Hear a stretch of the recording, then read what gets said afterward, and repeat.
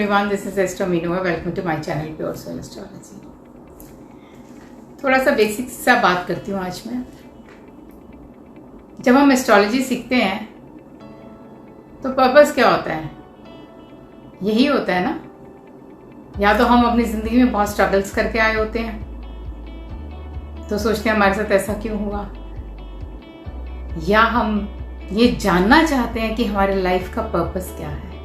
तो यहाँ पर थोड़ा सा पर्पस की बात होगी और थोड़ा सा हमारा फोकस की बात होगी। लग्न में हम जिस भी पैदा होते हैं, 1 से 12 राशियां हैं, Aries, taurus, Gemini, cancer, Leo, Virgo, Libra, Scorpio, Sagittarius, Capricorn, Aquarius and Pisces. ये 12 लग्न बनते हैं हमारे। पहले भाव में जो भी राशि आ जाएगी वो हमारा लग्न यानी कि असेंडेंट बन जाएगा। कुछ हद तक तो हमारा थॉट प्रोसेस वहाँ वैसा बनता है उस राशि के हिसाब से। कुछ हमारा वो कार्मिक कनेक्शन बनता है कि हमें वो ये लाइफ में वो चीज़ें जो राशि चाहती है, यानी कि हम वो टेंडेंसी हमारी बन जाती है। सेकंड हाउस अगर टॉरस राशि आती है तो वो आपका शुक्र की राशि है, तो शुक्र तो वीनस से रिलेटेड सारी जो है क्वालिटीज ऐसे इंसान में आ जाएगी। खूबसूरती, लग्जरी, धन, तो ये सारी चीजें इस तरह से उस इंसान को चाहिए। अगर यहाँ पे कैंसर राशि आती है तो कैंसर क्या है? Nourishment, mother. तो समहाउ कुछ हद तक उस इंसान का जो फोकस हो जाएगा, not focus I would say, उनका कार्मिक कनेक्शन हो जाएगा टुवर्ड्स मदर। माँ के लिए करना है, या आप नरिश करेंगे किसी को, नरिशमेंट, इमोशनल।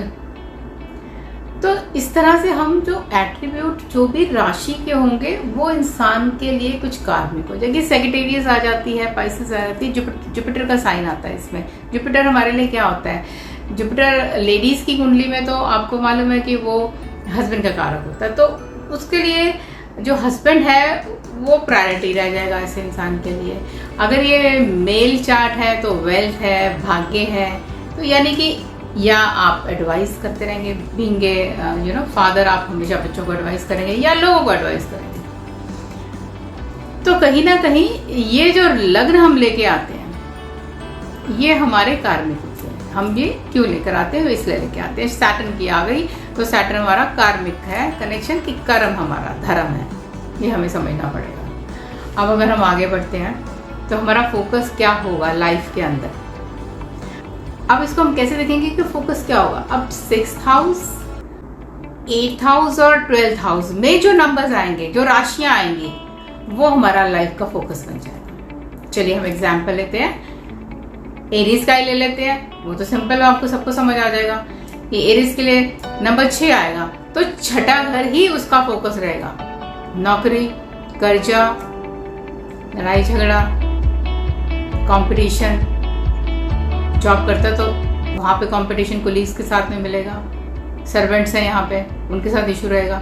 तो यानी कुछ ना कुछ उस घर से लगा रहेगा जो उसका ध्यान हमेशा रखेगा। बहुत सारा कर्जा ले लिया, अब कर्जा उतारना है, लोन उतारना है, EMI जा रही है, उसके लिए दिमाग में टेंशन रहेगी, नौकरी इंटैक्ट रहनी चाहिए, कोई प्रॉब्लम ना आए।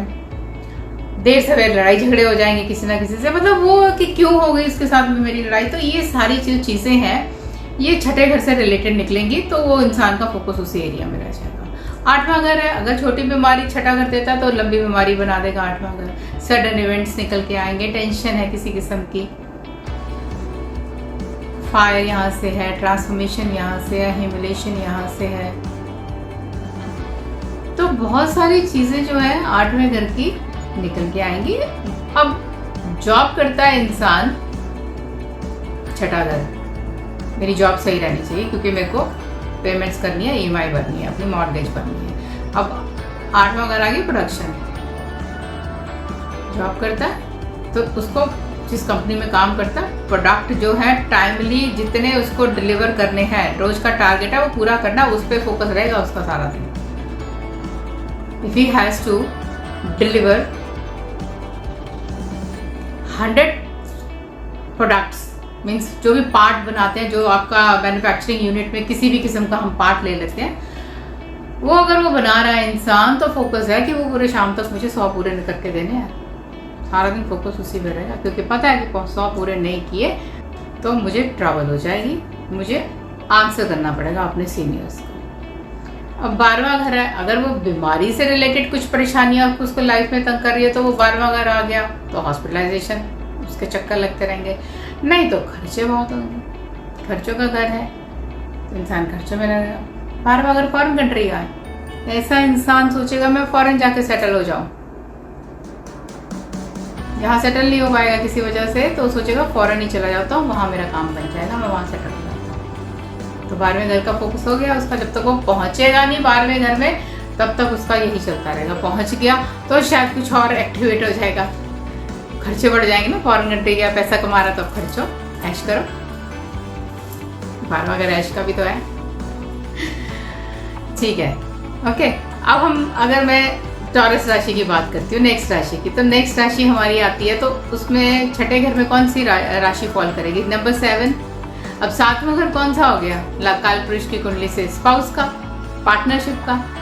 वो इंसान सारी जिंदगी 7th हाउस को लेके ही थोड़ा ना थोड़ा फोकस रहेगा, अच्छा बुरा जो भी समझ लो, ज़्यादातर ट्रबल सम रहेगा। रिलेशनशिप इशू, चाहे हस्बैंड है चाहे वाइफ है, दोनों के आपस में रहेंगे। अगर वो काम ऐसा करता है जहाँ पे डेली इनकम है, डे ट्रेडिंग है, रोज का कैश आता है, क्लाइंट क्यों नहीं आ रहे, क्लाइंट क्यों नहीं आ रहे, पैसा आज मेरा नहीं बना, चलो जी सारा दिन इसी में सोच में निकल गया। अब 12वें घर में कौन सी राशि आई है? 12वें घर में आ गई पहली नंबर राशि। पहला नंबर यानी पहला घर, मैं खुद के लिए पॉजिटिव, अच्छा लगना है, क्योंकि टॉरस की राशि वहां ऑलरेडी बैठी हुई है, अपने बारे में हर चीज उसको चाहिए। देखिए, बीइंग ए टॉरस, क्योंकि वो 2nd हाउस में फॉल करेगा तो वो फैमिली ओरिएंटेड भी होगा। मैं, मेरी फैमिली, जब 1 नंबर आ गया पहले घर का फोकस, तो मैं, मेरी फैमिली, फोकस वहां चला गया। खुद के लिए अच्छा लगना जरूरी है, मेरे को सारी चीजें ब्रांडेड चाहिए, अपने ऊपर खर्च करेगा ऐसा इंसान। तो इस तरह से 6, 8, 12 में जो भी राशि होती है, वो राशि काल पुरुष की कुंडली में जो हाउस बनता है, फोकस वहां चला जाएगा। अब आपके लिए चलिए मैं एक और एग्जांपल ले लेती हूँ। चलिए हम लियो लेते हैं। अब लियो के लिए कौन आएगा? नंबर 10। 10 नंबर कहाँ आ गया? नेम, फेम, प्रोफेशन, रिकग्निशन, काम कर रहा है वो बंदा। भाई वैसे ही लियो है, लीडरशिप क्वालिटीज है, मैं तो बहुत अच्छा काम करता हूँ, मुझे प्रमोशन क्यों नहीं मिली, लोग मुझे क्यों नहीं जानते, मुझे क्यों नहीं अप्रिशिएट करते, मुझे क्यों नहीं सलाम ठोकते। ये चाहिए उसको सारी जिंदगी, चाहे वो अपना बिजनेस कर रहा है चाहे वो जॉब कर रहा है। Too much concentration on that house. अब 12 आ गया, 12वां हाउस बन गया यहाँ पे क्या? 12th house. यहाँ फिर वही प्रॉब्लम्स, या तो फॉरेन कंट्री सेटल होना है, या खर्चे बहुत होंगे, हॉस्पिटल जाना है। तो बेटर है ना कि हम वो चीज़ चुन ले जो हमारे को बेनिफिट देती है। हॉस्पिटल जाके क्या करना है? या तो हम पढ़ाई ऐसे करेंगे, हॉस्पिटल में जॉब करें, छठे हाउस को हम, कि अगर कोई एट्रीब्यूट्स हमें मैच करते हैं, हमारे चार्ट में कनेक्शन बनता है D10 से डॉक्टर का, तो वो बना ले तो ज़्यादा बेटर है। नहीं तो फिर आप सोचते रहेंगे उस घर के बारे में।